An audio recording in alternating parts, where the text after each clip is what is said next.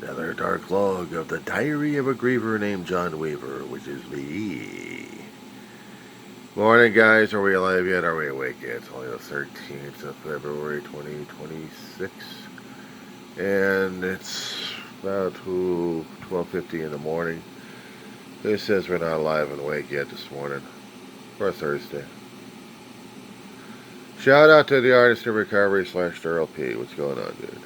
You thinking America's crash and burned? Well, wait. You said you read history. Did you feel the same way concerning about the Civil War when we tried to kill ourselves?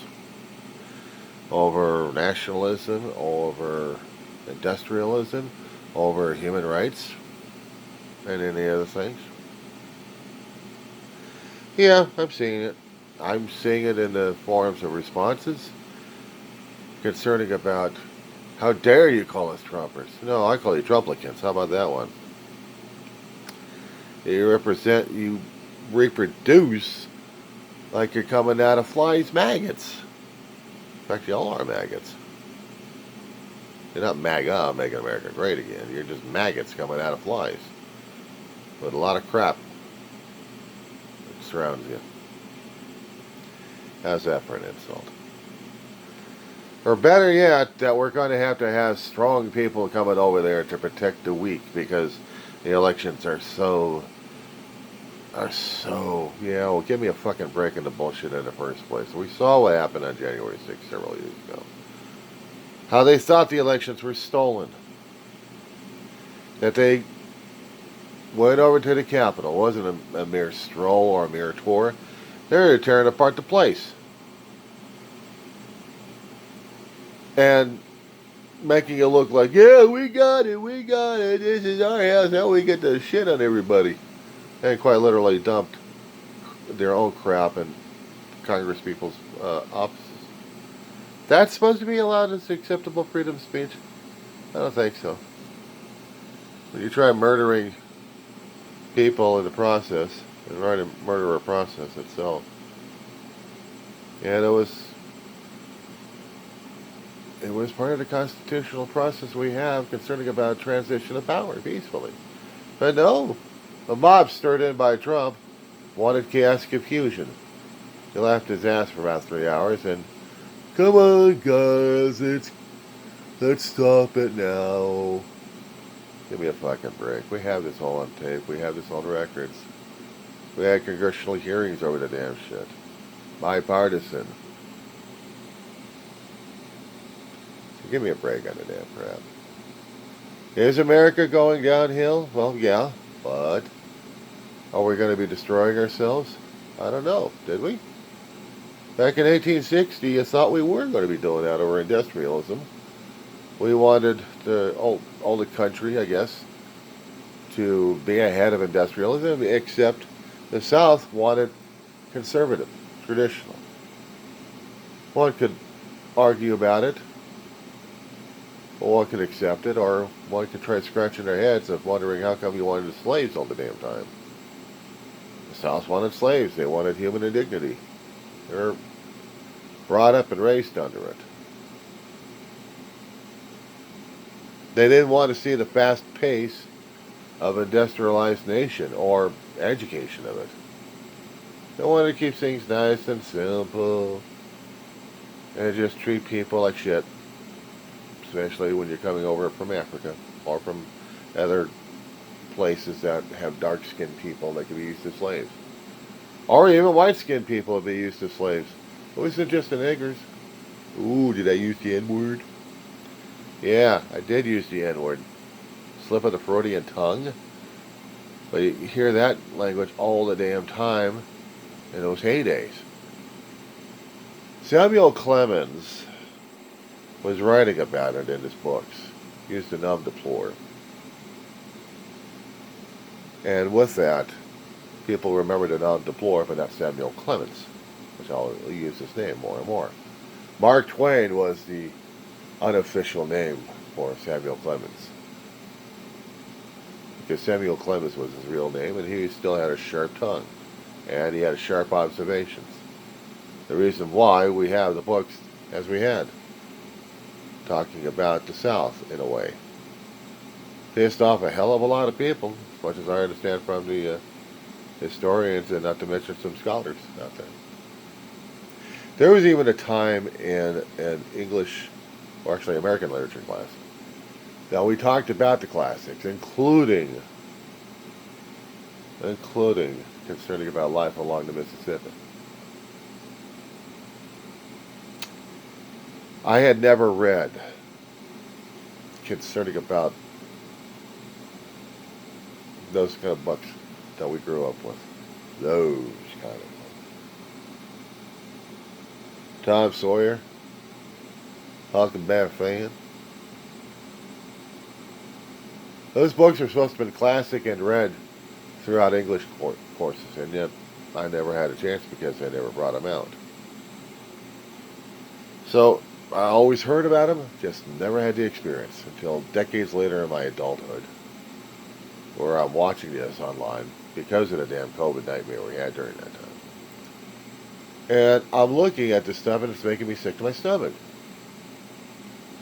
And I had to have discussions with the professor. Why? Because the language and the stuff I saw in there was almost identical to the stuff I was seeing in the streets and in neighborhoods. The language that one form of people would use on a constant basis, and yet another form of people would look at it as controversial because we didn't want to be that way anymore. We wanted to outlaw it. But unfortunately, that culture still exists, even to this day. As long as I'm not going to be participating in this thing where I'm going to be calling every black person a nigger. Nigger, nigger, nigger, nigger, nigger, nigger, nigger, nigger, nigger. That was used on a constant basis when our country was still evolving, still growing up, still mutating. And even the black people back then used that terminology for themselves, to identify themselves.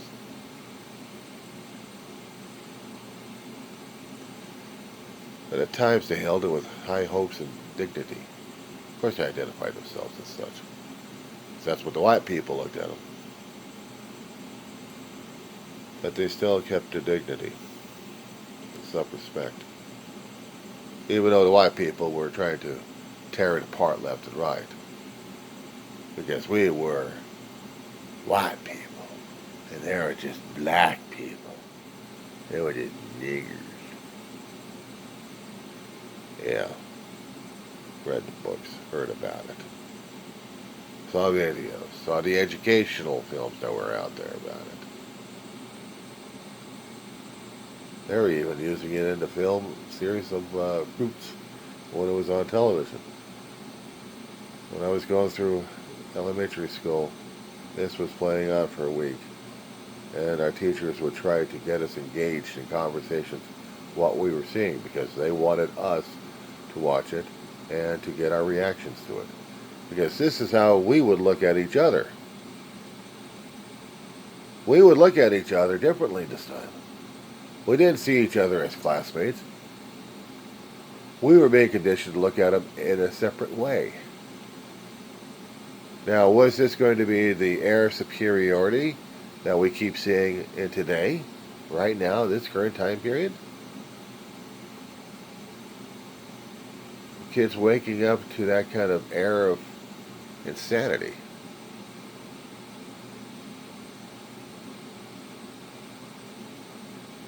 To denigrate and desecrate people's heritage and cultures by the derogatory on a constant basis, that they would use it on themselves to form themselves as a people.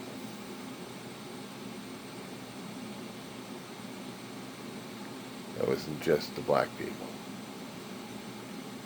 It was people coming from different points, all in the lower class, or to the upper white class, and that they should be treated as lowers. Manifest destiny, huh? The air of human arrogance. Darryl, you were talking about ignorance. Ignorance isn't bliss. That's a trap. And I know people would go back to the Bible because it was so high and moly. Did I say high and moly? Another slip of the tongue? I should have my tongue gouged out. How dare I insult the Bible? The holiest of grails out there.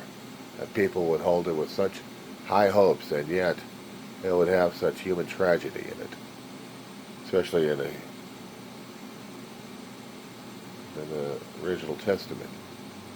But the New Testament was supposed to be showing us a way to modify our thinking and our behavior to maybe, just maybe, make our own individual lives a lot better in a way, and trying to spread as much of that thoughts and feelings towards everybody else. And yet, what did the Roman Empire and the Pharisees do in that time? Wiped it out.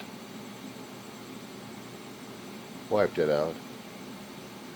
And then the rest of it's just all catch-up. Not talking about the red goop that comes out of a damn squeezing bottle. No, we're talking about catching up on the after effects of things. And yet we can't insult the Bible because it's holy, right? Is it? And the people in different cultures look at the Bible as an insult.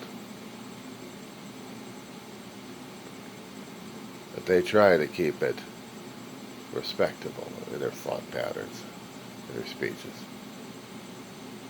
But denigrate the faith and the people that follow it.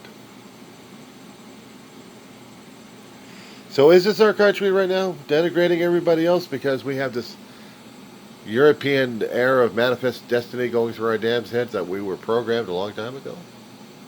Were we? Now we can't engage in conversations even with the lowliest gutter trash of colored people at this point, or anybody else coming through the other country that is going to be ruining our pristine country with all the human arrogance and the insufferable indolence we keep expressing towards each other. We don't care about anybody else. We don't care about ourselves and how think we are great. Because this is MAGA, isn't it? Like I keep saying in the comments these days.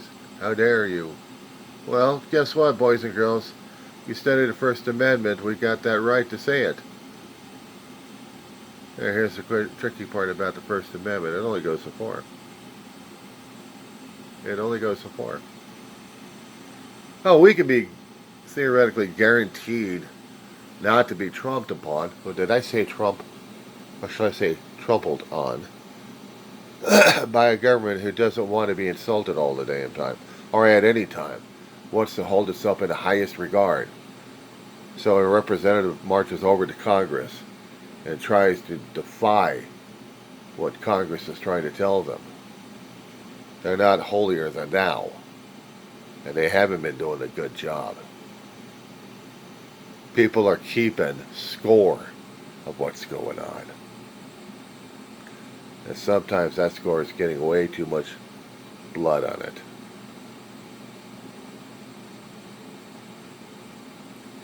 You think the elections are a joke? All you Trumpers and Trumplicans out there who can't stand the labeling? Ah, too bad. My heart bleeds. Actually, I did shed blood, but not for you, for my own damn toe and my own damn wrist. But not for your political insanity or your indolence. Do I sound like an arrogant, scholarly boy? Maybe. Only because I'm 60 and I'm still going through college right now. And still trying to have second thoughts of what's taking more of a priority right now as it is, my own health or the pursuit of knowledge. And at times I have to put away, and it gets harder and harder to say and do this, and I have to put away the academics just to save my own decaying mortal corpse.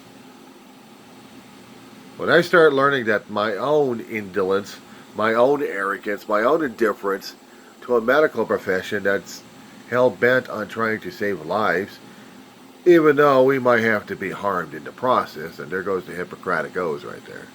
They shall do no harm. So they'll cause pain anyway, in one way or another. Sharp stabbings and pokings of needles and of scalpels to clear away the wreckage of dead skin that was already contaminated with pus and pestilence and disgusting stuff. And yet put you into a machine that's louder than anything else, that you have to put earplugs into your ears and headsets that would cover most of sounds around it, because the machine that you're being put into, you have to hold very still. You even keep monitoring your breathing at this point, so that people can get the clearest image of just how fucked up your body is.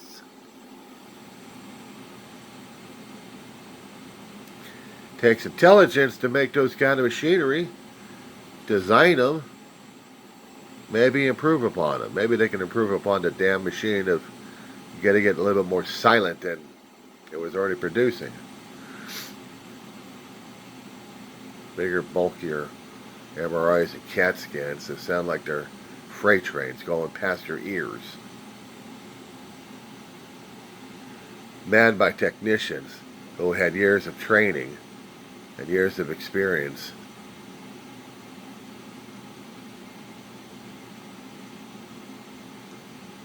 Start to wonder why the Americans went. Laying in a hospital bed that's made for temporary status, not for an overnight camp out. Clearing out the patient, either putting them into another room with more comfortable beds, or keep them down there stored until they're done with the ER process. You think the Trumpers and Trumplicants can actually understand what medical knowledge is all about? Despite the fact that the arrogance that this one person here doing this recording here thought they knew otherwise. Until that damn sore came upon my damn foot underneath my big toe. And it was ugly and it was smelly. It could have been full of contamination, and I did this to myself, that I'm on a constant chomping down of medications that are supposed to be taken in a timely, and I say timely manner, to keep knocking out the damn infection inside my body. Do you think the Trumpers and Trumplicants were worried about election fraud? Were worried about medical science? That we've had assholes in the administration trying to tear it apart in every which way. A medical denier, a lawyer who thinks he knows everything, tearing apart everything we know about vaccinations and medications, that supports a lunatic and his fantasies. Tell me something, you Trumpers and Trumplicants out there who claim that you're high and mighty at this point. Where was your education? What's the level of yours? Did you graduate out of kindergarten, or did you actually graduate out of high school possibly? Did you ever take a course in community college, the lowest level of academia, getting past kindergarten? My God, even kids who had a high IQ, who couldn't even get up to the age of 18, graduating with doctorates. Because something about them wanted to learn more than what human arrogance kept providing. Is America sinking? No. We're changing, mutating, and still questioning our own identity and authority at this point. And trust me, we're not through yet, guys.